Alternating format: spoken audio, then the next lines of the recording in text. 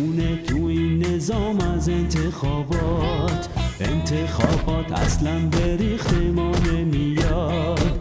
میخواستم نظامم بشه تک پایه، واسه محمود خودمو کردم زایه.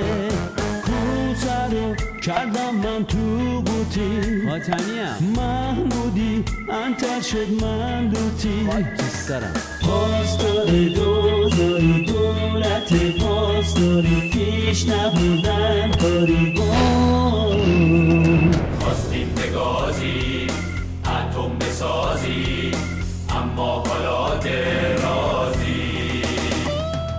سال 88 دوباره آوردمش، فتنه ای شد گیر کردم توی پیچ و خمش.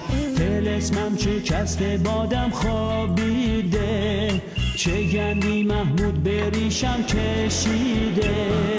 با رحیم مشایی چرخیده، لعنت به اردوشون واسه من روز و شب ارد میده. از جا در رفته محمود فک تلا شد واسه ما بلا وای. محمود شاسکول میکشه بدجور به ریش عظما پنجور.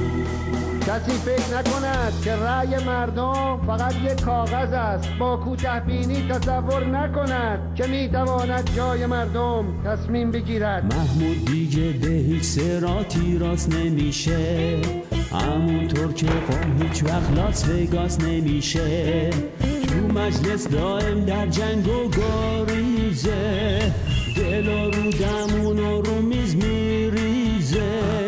من حالا بگو چی کار کنم، با این ازگل بحرانو چطور مهار کنم. آخه چطوری؟ میخوام خفش کنم لولو چپش کنم، اما نمیتونم وای. میترسی هاشه رو ما سواشه رو سرمون